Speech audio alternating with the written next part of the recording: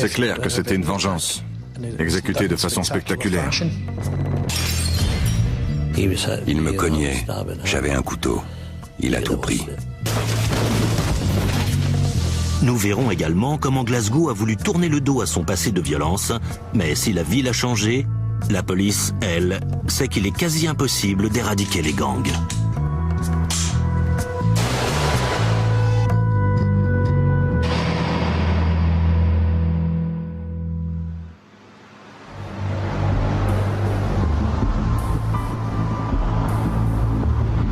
Glasgow a plusieurs visages. Il y a la ville d'aujourd'hui, centrée sur les affaires et le tourisme. D'histoire, baptisée la deuxième ville de l'Empire britannique pour sa taille et sa prospérité. Et il y a la face obscure de la ville. Glasgow s'est fait une réputation de ville violente à partir des années 20 et 30. La Grande Dépression est venue amplifier les problèmes de pauvreté et de surpopulation chronique, engendrant une sous-culture de gangs rivaux. La presse en parle comme du Chicago de l'Écosse, même si on est loin du crime organisé et d'Al Capone. Enfin, pas encore. Deux hommes vont se distinguer et donner au petit malfrat de Glasgow ses lettres de noblesse. Arthur Thompson et Walter Norval. Walter Norval sera le premier parrain de Glasgow. Il entame sa carrière criminelle à la fin des années 30.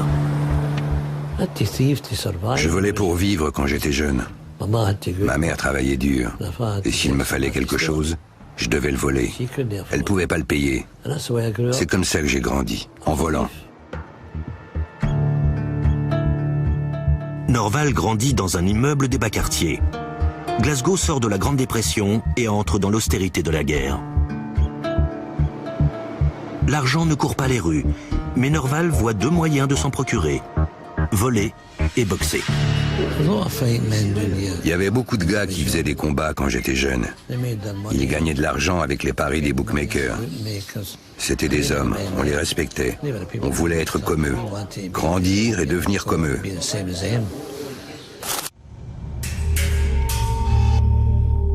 Norval grandit en faisant son apprentissage dans ce monde de combat, jouant les garçons de course. Il a à peine 17 ans lorsqu'il passe à la vitesse supérieure. Il prend une arme et se rend en ville, prêt à dévaliser une boutique. Il repère une vendeuse qui ferme ce tabac et passe à l'action. J'ai vu la gosse qui descendait la grille. J'ai traversé en courant, sorti mon revolver et je lui ai dit « dégage ». Et voilà, c'était si facile. On blessait personne, on parlait et on nous filait le fric. Norval est arrêté et incarcéré. Mais c'est le premier pas du futur parrain dans le monde du crime.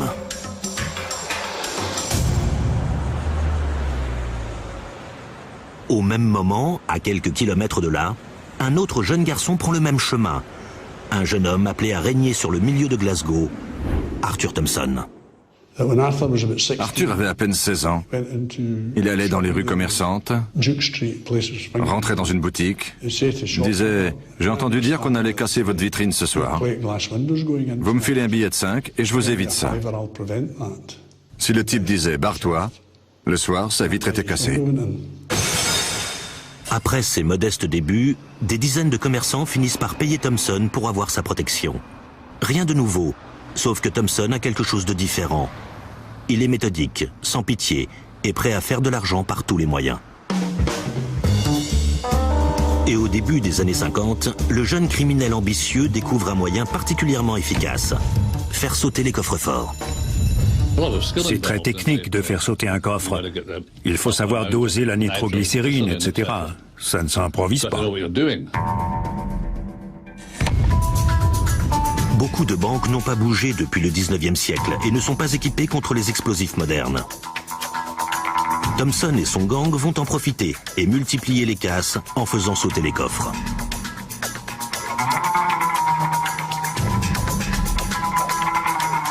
En 1954, Thompson commet son premier faux pas. Alors qu'il prend la fuite après un casse, il laisse tomber une clé. Une négligence qui va lui coûter 4 ans de prison. La prison, Thompson et Norval l'ont connue très tôt dans leur carrière, mais elle va plutôt leur servir de tremplin pour se faire un nom. À la fin des années 40, Norval sort après avoir purgé sa peine pour vol à main armée et utilise sa réputation pour s'imposer. Il offre sa protection aux bookmakers, comme le faisaient les caïds de sa jeunesse. Un homme gagnait en moyenne 5 à 6 livres par semaine. Moi, je me faisais, disons, 5 à 6 fois plus, rien qu'avec les bookmakers. C'est loin d'être le seul revenu de Norval. Il étend ses affaires aux 4 coins de son fief, la Garskub Road. C'est un petit monde, mais il en devient le maître. Il protège les bookmakers, vend des affaires volées aux maisons closes et de l'alcool au pub. Ça s'est fait petit à petit, une chose après l'autre. Ça n'a pas arrêté de prendre de l'importance. Au début des années 60, l'ancien gosse des rues roule sur l'or et achète une maison de vacances à sa petite famille. Un train de vie qui repose sur une seule chose, son titre d'homme le plus dur de Glasgow. Un titre qu'il faut constamment défendre. Je me suis toujours battu contre ceux qui me cherchaient. S'ils voulaient mon titre, ils devaient venir le chercher.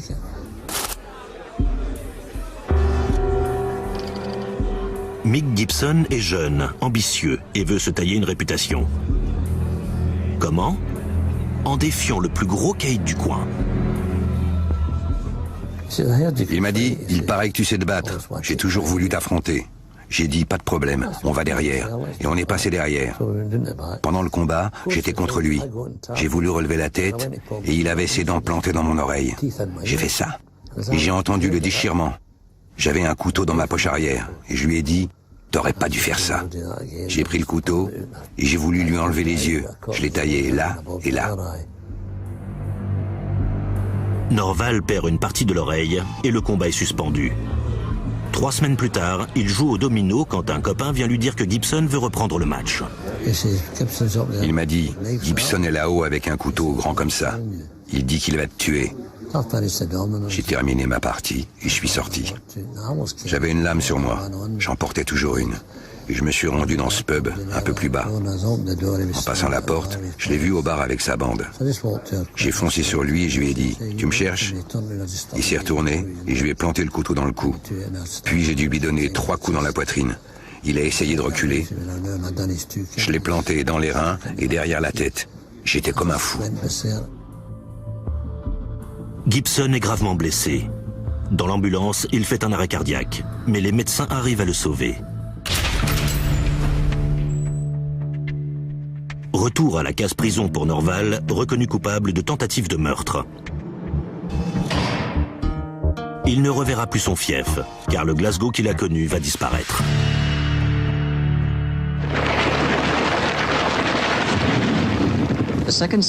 La deuxième ville de l'Empire manquait d'espace. L'air, le fleuve étaient pollués. Les problèmes sociaux devenaient insurmontables. Il fallait un changement. Au cours des années 60, les quartiers pauvres qui ont vu naître Norval sont détruits. Des milliers de personnes sont relogées grâce à de nouveaux programmes immobiliers, avec la promesse d'un Glasgow plus propre et plus sécurisé. Voici l'homme qui va incarner cette nouvelle ère optimiste. Arthur Thompson est l'archétype de l'homme d'affaires moderne et ambitieux des années 60. Le client parfait, toujours tiré à 4 épingles. Je ne l'ai jamais entendu une seule fois jurer. J'ai traité beaucoup d'affaires avec lui dans mon bureau et elles m'ont toujours paru correctes. Je le voyais comme un homme de raison.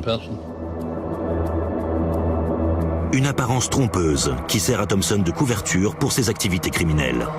Il joue sur plusieurs fronts, prêteur sur gage et directeur de casinos illégaux.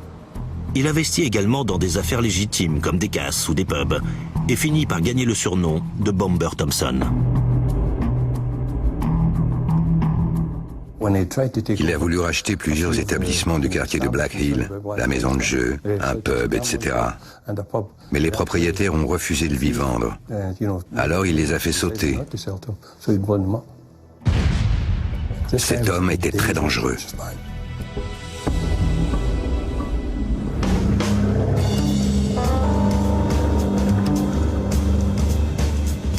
La police doit se moderniser, faire appel à de nouvelles technologies pour surveiller des hommes comme Thompson.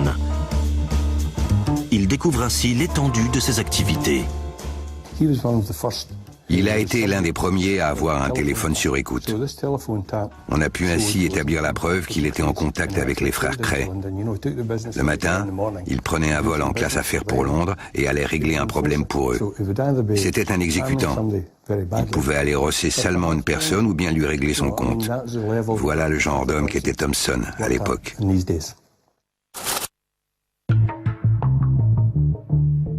Arthur Thompson est désormais un homme redouté dans le milieu. Personne n'ose l'affronter, que ce soit en privé ou dans les affaires. En mai 1966, deux hommes se disputent avec un bookmaker pour quelques pennies. C'est un protégé de Thompson. Et en moins d'une demi-heure, les deux hommes sont morts.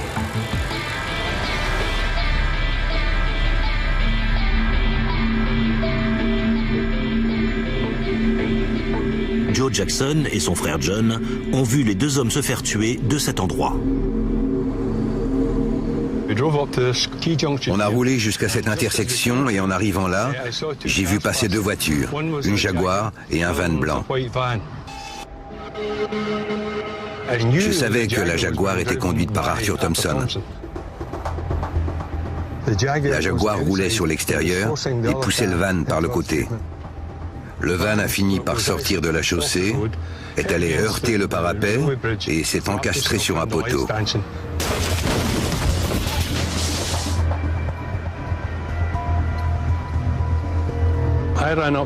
J'ai couru vers la voiture, juste ici.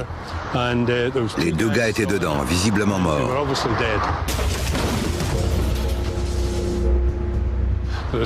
Ça ne faisait aucun doute. Je venais d'assister à un meurtre, un double meurtre, causé par Arthur Thompson. C'était clair. Selon la police, les deux victimes, James Goldie et Patrick Welch, ont été tués pour une simple altercation avec un bookmaker que Thompson protégeait. Thompson est inculpé pour homicide volontaire. Joe Jackson et son frère John sont les témoins clés dans une affaire impliquant l'un des hommes les plus redoutés du milieu de Glasgow. Autrement dit, leur vie est en danger. La PJ m'a appelé chez moi. Selon leurs sources, Thompson avait l'intention de faire sauter ma maison. Mon frère était avec moi ce soir-là. La situation était très particulière. On n'avait jamais connu ça. Par prudence, Jackson préfère mettre sa femme et sa fille à l'abri. 3 mois plus tard, il y a bien une explosion. Mais Jackson n'est pas la cible. Le 22 août 1966, des bâtons de dynamite sont posés sous la voiture d'Arthur Thompson. Le lendemain, il propose de reconduire sa belle-mère chez elle. Le temps de mettre son clignotant, la voiture explose. Sa belle-mère meurt sur le coup, alors que Thompson s'en sort indemne, physiquement et moralement. Si l'accident l'a affecté, je n'ai rien vu, pas plus que sa famille. Pour moi, il a même plutôt bien pris la chose. Qui a programmé l'explosion? La famille de Patrick Welch est immédiatement suspectée. 3 membres sont inculpés pour avoir voulu se venger. Curieusement, les deux affaires passent au même moment devant la haute cour de Glasgow. D'un côté, Thompson est au banc des accusés. De l'autre, il est le témoin clé d'un procès pour meurtre.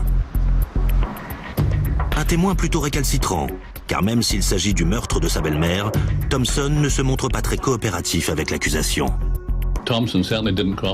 Son manque évident de coopération avec la police a mis l'accusation dans l'embarras. Il n'a rien fait pour aider les avocats. Ne me demandez pas pourquoi, mais il avait ses raisons apparemment. Thompson ne fournissant aucune preuve, le procès avorte et personne n'est condamné. Dans l'autre procès où les charges sont contre lui, un témoin providentiel remet en cause le témoignage de Jackson. Il a affirmé que la personne qui conduisait n'était pas Thompson, que c'était quelqu'un d'autre. C'était un témoin crédible, un type honnête. Pour moi, Thompson a eu beaucoup de chance qu'il se soit trouvé sur les lieux du crime. Ça a suffi pour l'innocenter. Le verdict du jury est une première pour la justice écossaise. Affaire classée, faute de preuves. Et Arthur Thompson est un homme libre. Un verdict qui obsède encore aujourd'hui Joe Jackson. Ces témoins n'étaient pas des policiers. Leur déposition n'était pas valable. Ils avaient peur. Ils étaient intimidés. Je connaissais Thompson, et quand la voiture est passée devant moi, je l'ai reconnu.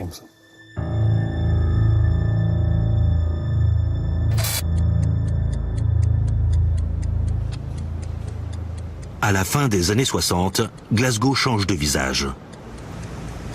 Les programmes immobiliers se multiplient.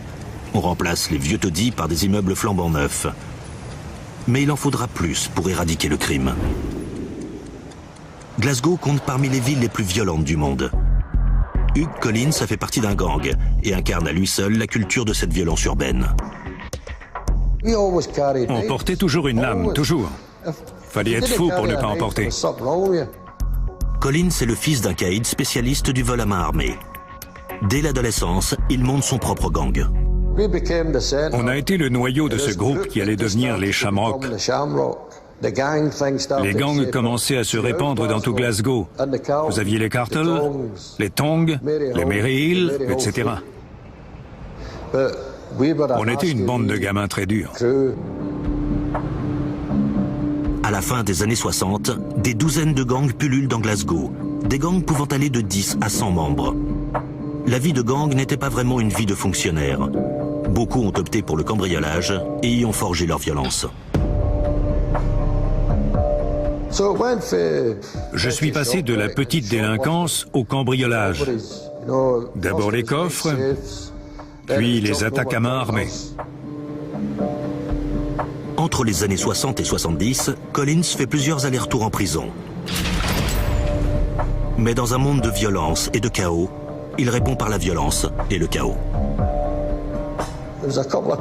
Il y a deux types assez connus que j'ai butés. Pour un oui, pour un non, je sortais mon couteau. Je leur disais « Foutez le camp, c'est mon pub ». Ce genre de truc. Je suis devenu accro au danger. J'étais une vraie grenade dégoupillée. Collins finit même par s'aliéner son propre gang. Il décide de lui donner une leçon, dans le genre brutal. J'ai vu sa tête s'encadrer dans la porte d'entrée. Il avait les bras en croix, un rasoir d'un côté, un couteau de boucher dans l'autre. Il m'a flanqué un coup dans la mâchoire, ouvert de derrière l'oreille jusque-là. Il m'a taillé la mâchoire, cassé les dents. J'ai entendu toutes mes dents sauter. Collins a soif de vengeance. Il se rend dans un bar du centre où ses anciens amis ont l'habitude de boire. Bill Mooney est avec eux. Ce membre d'un gang rival est devenu l'ami des Shamrock. Collins connaît à peine Mooney. Mais dans ce milieu, se trouver au mauvais endroit, au mauvais moment, peut signer votre arrêt de mort. Le bar était noir de monde. Tous ces hommes sont armés et prêts à se battre. Il ne manque que l'étincelle. Un verre a volé devant moi. Je me suis dit, c'est parti. Mooney ramassait sa veste. Je l'ai chopé par le bras, le couteau m'est tombé dans la main et je l'ai juste frôlé en dessous des côtes. Il s'est relevé et j'ai relevé le bras pour lui planter le couteau sous le menton. Et voilà, je l'ai tué. On ne pense pas vraiment à tuer quelqu'un. On le fait, mais on est horrifié par son acte. Je me sens encore coupable. Je me dis que j'ai tué ce type. Il avait peut-être des mômes. Hugh Collins est condamné à perpétuité pour le meurtre de Bill Mooney. Par bien des aspects, il est un héritier des caïds des années 30 et un précurseur des gangs d'aujourd'hui. Un homme qui cherche plus les ennuis que l'argent.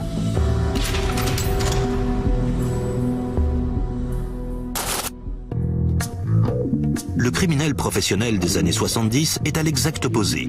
Il cherche l'argent, mais les banques ont perfectionné leur système de sécurité et l'attaque des coffres-forts à l'explosif n'est plus appropriée.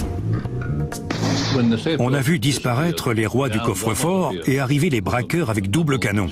Ils étaient plus difficiles à attraper. Ils avaient juste à tirer pour prendre la fuite. En 1976, les vols à main armée sont devenus un vrai fléau et la police doit à nouveau s'adapter. À l'époque, il y avait beaucoup, je dis bien beaucoup de braquages de banques ou de fourgons dans toute la ville. Avec mes hommes, on a été la première équipe armée à patrouiller dans la ville tous les jours. Cette année-là, une bande de braqueurs se fait particulièrement remarquer. Cette bande va devenir le célèbre gang XYY, un gang spécialisé dans les coups bien montés, visant aussi bien les transports de fonds que les banques.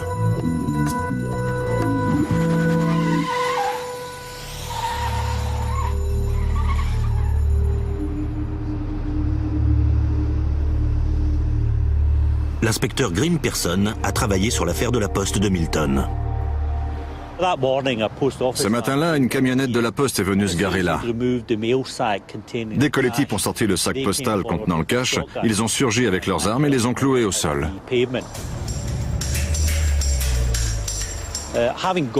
Ils ont mis la main sur le sac et ont pris la fuite à toute vitesse.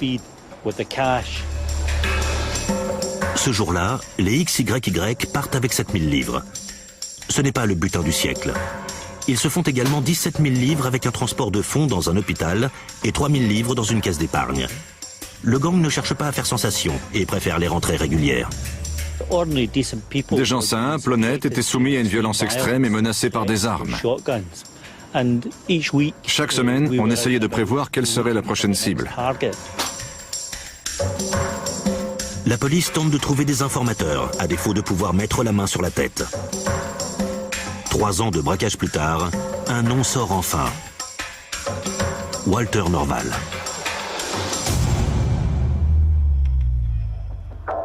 À 49 ans, Norval a su évoluer avec son temps et s'adapter aux nouvelles méthodes. Il a recruté de jeunes malfrats pour former un gang de voleurs à main armée. Norval se concentre sur l'organisation et laisse les autres faire la sale besogne.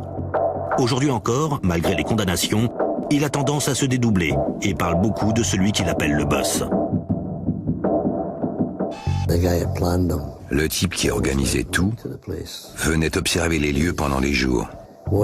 Il notait quand l'argent était livré, quel était le moment le plus calme pour opérer et comment prendre la fuite. Toujours organiser la fuite. C'était le boss. Son gang a beau être armé, Norval affirme qu'il faisait très attention à ne blesser personne. Je disais toujours aux gars, ne blessez personne, ce sont des gens qui gagnent leur croûte comme vous. Faites peur, faites du bruit. Et c'est ce qu'ils faisaient. Beaucoup de bruit, de menaces. Ça suffisait. Norval et ses hommes ont beau se voir comme de gentils voleurs sensibles, leurs victimes sont d'un autre avis. C'était terrible pour eux. On leur braquait des fusils en plein visage, on les insultait, ils étaient agressés, bousculés, frappés, menacés. C'est vraiment une question de chance si personne n'a été tué. La police a beau suspecter Norval, elle manque de preuves et les braquages se poursuivent. À l'automne 1977, c'est le coup de filet tant espéré. Un membre du gang, Phil Henry, est arrêté dans le braquage d'une poste et devient un super indique. De lui-même, il a donné tous les détails. Qui faisait partie du gang, qui faisait quoi. Et c'est lui qui nous a donné la preuve physique qui nous manquait. Henry conduit Pearson dans les monts de Kilpatrick, non loin de Glasgow. Là, il trouve le fusil à canoncier de Norval et des milliers de billets de banque. L'âge d'or du boss et de son gang touche à sa fin, grâce à Phil Henry. Phil Henry est une balance. Il a fait tomber tous ses potes pour sauver sa peau. C'est une ordure. 7 gros bonnets du gang XYY sont arrêtés et leurs noms font la une de la presse. Walter Norval, le cerveau du groupe, est surnommé par les journalistes le parrain et se voit condamné à 14 ans de prison. La police aurait souhaité une peine beaucoup plus longue, alors que Norval trouve la sentence injuste.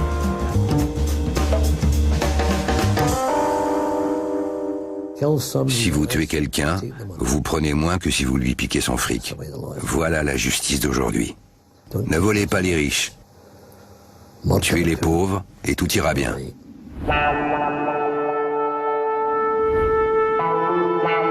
Pendant que Norval et les autres font des braquages, Arthur Thompson ne reste pas inactif. Mais ça fait longtemps qu'il ne se salit plus les mains. Arthur, c'est complètement différent. Arthur était plutôt dans les affaires.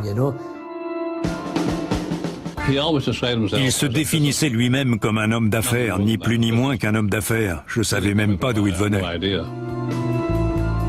Arthur Thompson n'a pas de nombreux séjours en prison à son actif. Sa plus longue peine a été de 4 ans en 1966 pour recel de biens volés. Mais la police n'a jamais cessé de s'intéresser à lui. Je peux pas vous dire le nombre de fois où j'étais chez lui et où j'ai vu la police débarquer pour fouiller sa maison. Cette maison va devenir légendaire. Elle sera baptisée Ponderosa, comme le ranch de la série Bonanza. Quant à Arthur Thompson, il va détrôner Norval dans les années 80 et reprendre son titre de parrain. Pour la police, il n'a pas arrêté ses activités illégales. Il est seulement devenu plus malin. On parlait de Thompson comme d'un parrain. Et il y avait beaucoup d'autres parrains dans Glasgow. Pour moi, ils étaient plus proches du Fagin d'Oliver Twist. Ils se taillaient une réputation de dur et ensuite des jeunes garçons faisaient le sale boulot pour eux. Arthur recrutait des hommes jeunes qu'il formait. Ils connaissaient leurs droits s'ils étaient arrêtés, disaient « je veux mon avocat », alors que de mon temps, on était complètement cons. Les droits, je savais même pas ce que c'était. Début des années 80. Thompson cherche de nouvelles recrues quand on lui donne 2 noms. Paul Ferris et Ian Blink MacDonald. Blink a entraîné Paul dans la délinquance dès l'adolescence. Il traînait près de la maison de ma mère. Je lui ai parlé de l'argent que je me faisais. Je l'ai pris avec moi dans le casse d'une bijouterie et on s'est fait 2000 livres chacun. Par la suite, on a réussi à se faire 10 000, 20 000, ça dépendait. Pendant 2 ans, Blink et Ferris enchaînent les casses avec succès, jusqu'à ce qu'en 1982, leur partenariat soit brutalement rompu par le fils d'Arthur Thompson, Arthur Jr. Paul Ferris et moi, on devait se retrouver au pub le Provan Mill un soir. Il ne s'est pas pointé. Je l'ai vu le lendemain et il m'a dit qu'il avait été recruté par le jeune Arthur. Je lui ai dit « Qu'est-ce que tu racontes ?» Et il m'a répondu « On lui a dit du bien de moi. » Selon Ferris, les Thompson veulent l'engager avec Blink pour qu'il bosse en duo. J'ai dit « Mais pourquoi Thompson s'intéresse à 2 jeunes comme nous alors qu'il a tout Glasgow à ses pieds ?» Et il m'a répondu, non, ils cherchent toujours du sang neuf.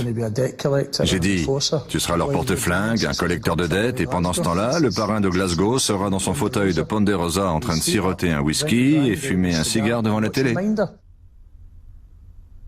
Ferris accepte le boulot. Il ne va pas seulement bosser pour Arthur Thompson père, mais aussi pour le fils.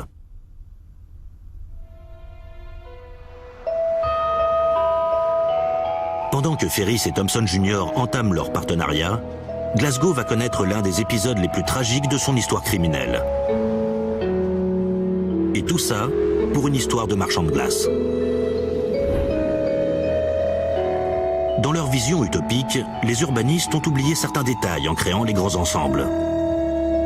On commence à les appeler les déserts sans fenêtres, à cause du manque de services et en particulier de boutiques. Des vendeurs ambulants plus malins que les autres commencent à vendre du pain et des cigarettes à côté des cornets de glace.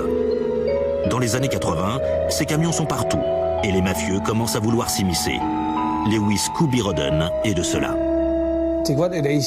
Avec la vente ambulante, vous vous faisiez du cash en permanence. Beaucoup de types allaient dans le centre, volaient tout ce qu'ils trouvaient et les revendaient dans les camions de glace. Ce qui marchait bien à l'époque, c'était les cigarettes. Dans n'importe quel quartier, les gens les achetaient. Je parle de 2500 livres par semaine. À l'époque, ça faisait une somme. On était prêt à se battre pour ça. Et dans les quartiers pauvres, qui dit argent, dit forte concurrence. Admettons qu'on était 3 et qu'on se partageait les rues d'un quartier. Quelqu'un venait d'un autre quartier et tentait de s'installer là. Ça changeait la donne. Et c'était la guerre. En 1983, la guerre s'envenime. Un marchand ambulant est poignardé à la tête. En février 1984, on tire sur le camion de vente ambulante d'Andrew Doyle. La police met sur pied une équipe pour calmer le jeu chez les marchands de glace ambulants.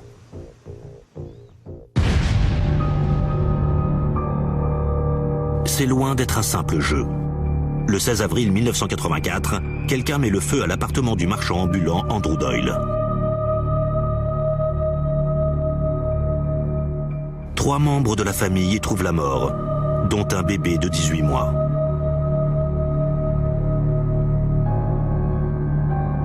Trois autres, dont Andrew Doyle, réussissent à sortir. Mais tous les 3 meurent à l'hôpital après avoir inhalé des fumées toxiques.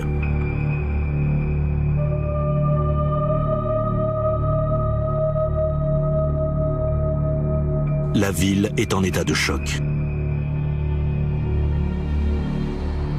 2 hommes sont finalement inculpés et condamnés. Ils feront appel et seront acquittés et libérés 20 ans plus tard.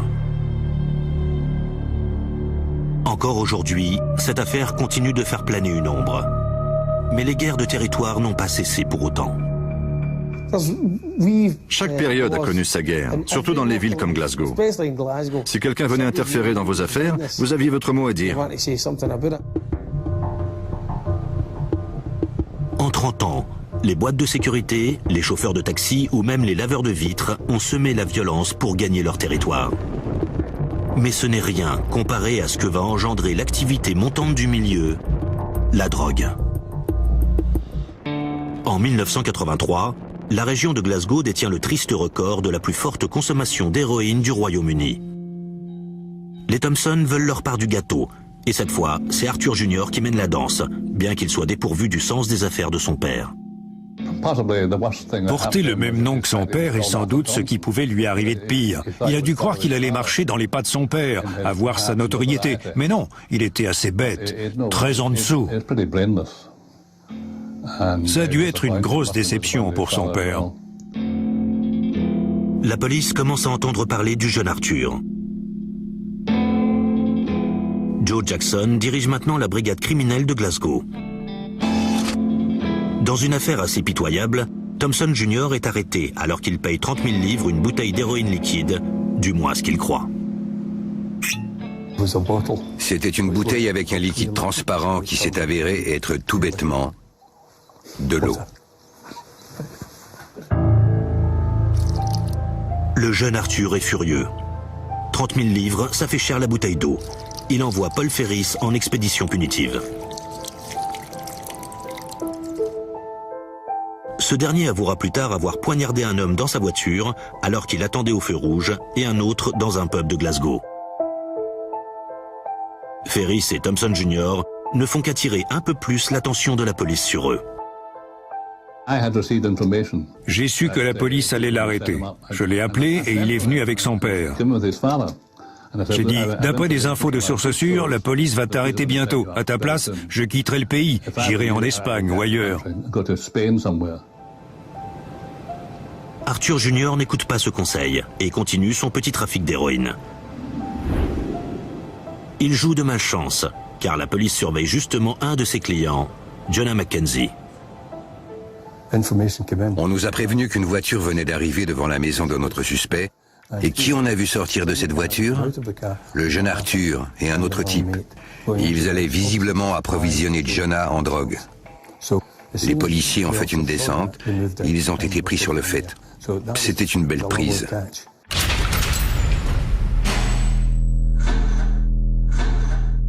À l'âge de 25 ans, Arthur Thompson Jr. est condamné à 11 ans de prison.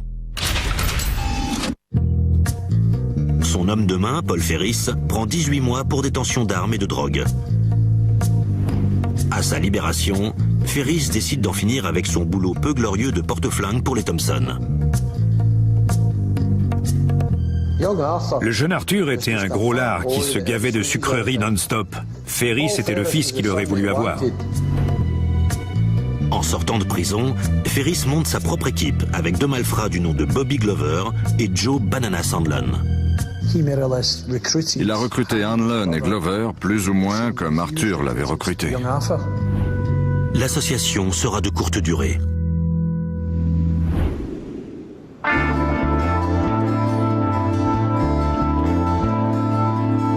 Au milieu des années 80, Glasgow veut se refaire une image. Elle s'inspire de la célébrissime campagne I Love New York pour sortir son logo Miles Better. La campagne marche et place désormais Glasgow parmi les villes touristiques. Le milieu n'est pourtant pas prêt de quitter les lieux. La violence des gangs va encore frapper. Arthur Thompson s'est fait plus d'un ennemi prêt à lui faire la peau. Plus on est important, plus on se fait d'ennemis. C'est pareil dans toutes les villes du monde. Si vous arrivez en haut, on cherche à vous faire tomber. La première attaque a lieu alors que Thompson se trouve dans le local de sa casse, à l'est de Glasgow. Ça peut sembler fou, mais ils avaient carrément commandité un tueur à gages de l'IRA pour assassiner Thompson.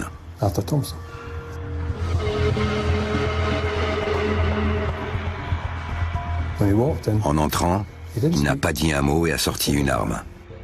Il approchait en pointant son arme sur Thompson, et il a tiré. L'arme s'enraye et l'homme prend la fuite.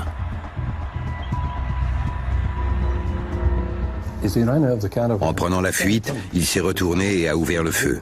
Les balles volaient de partout et l'une d'elles est allée ricocher dans le gravier et a atteint Arthur, en plein nez.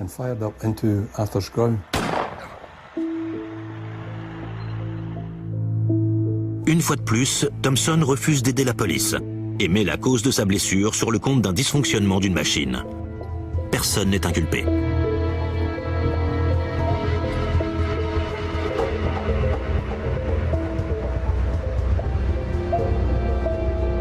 En 1990, le journaliste Stephen Wilkie se trouve devant Ponderosa lorsqu'il est témoin d'une violente agression sur Arthur Thompson. J'étais par terre en train de changer la roue de ma voiture quand j'ai entendu un cri, un bruit sourd, et quelqu'un a juré. J'ai eu juste le temps de voir une Ford qui faisait marche arrière sur le grillage avec ce que j'ai pris pour un vieil homme coincé sous le grillage. Ce vieil homme n'est autre qu'Arthur Thompson. La voiture est partie, laissant Arthur Thompson complètement empêtré dans le grillage de l'autre côté de la rue. Une jambe cassée, le visage entaillé, le nez cassé, les doigts cassés et pas mal de côtes. Cette agression a signé le début de son déclin.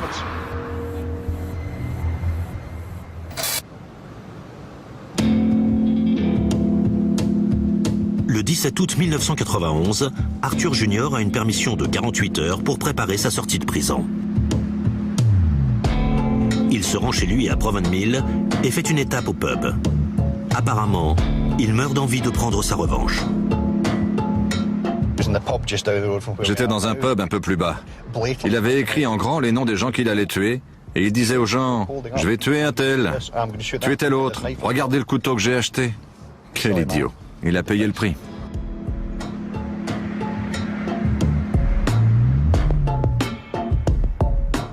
Cette nuit-là, Arthur Junior va rendre visite à son père. Leurs maisons ne sont pas loin l'une de l'autre et il y a un passage souterrain entre les deux. Mais Arthur Junior décide de passer par le trottoir sur la rue.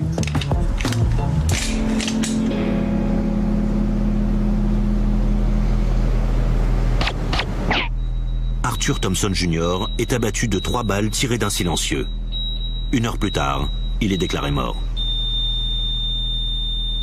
Le meurtre du jeune Arthur a un peu marqué la fin d'un règne. Comme si on lui disait « Place aux jeunes, retire-toi le vieux. Ton fils était un guignol, on l'a éliminé, t'es fini. » Mais qui a tué Arthur Thompson Jr.? Bien évidemment, les rumeurs vont bon train dans le milieu. Toute la prison était en ébullition. Qui a pu faire ça? Blablabla. Bla bla bla. Puis le nom de Paul Ferris a circulé partout. Ferris et son associé Bobby Glover subissent un interrogatoire et sont inculpés pour un autre incident indépendant. Ferris fait de la prison ferme et Glover est libéré sous caution. 2 semaines plus tard, Glover, surexcité, appelle le journaliste Stephen Wilkie la veille de l'enterrement d'Arthur. C'était un homme complètement paniqué. Et quand j'ai revu Bobby, c'est-à-dire 12 heures plus tard, il était sur le siège arrière d'une voiture, avec une balle de 22 dans la tête et une de 38 dans la poitrine.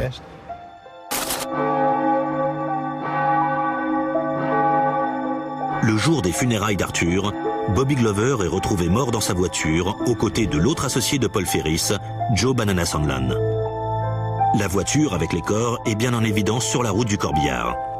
Pour beaucoup, c'est Thompson père le responsable. Arthur Thompson a fait valoir toute son autorité et sa toute-puissance par ce geste. C'est clair, c'était une vengeance exécutée de façon spectaculaire, 5 semaines après la mort de son fils. Le corps d'Arthur Jr. est à peine enterré que des policiers armés font une descente dans la villa Ponderosa.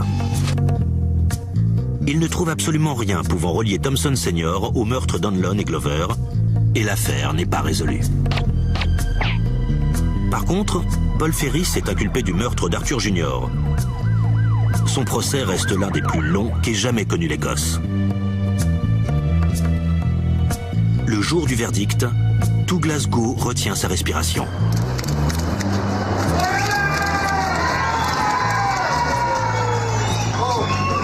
Aucune charge n'est retenue contre Ferris. En sortant du tribunal, il se précipite dans la voiture du journaliste Stephen Wilkie. Il m'a dit qu'il avait fait ça parce qu'il savait qu'un journaliste ne pouvait pas le tuer. On était des non-combattants, comme il disait. Il savait que si on l'emmenait dans un hôtel, il aurait la vie sauve pendant la nuit. Ferris est toujours en vie aujourd'hui. Il écrit des livres et n'a plus été inculpé depuis qu'il a annoncé qu'il se rangeait en 2002. Quant à Thompson Sr., le parrain de Glasgow est mort 2 ans après son fils, en 1993. Après avoir survécu à une explosion, à une fusillade, à l'assaut d'une voiture, c'est une crise cardiaque qui l'a emporté. Il ne s'est jamais remis de la mort de son fils. Il n'avait que 63 ans à l'époque. Il n'a pas eu de crise cardiaque. Il a eu le cœur brisé.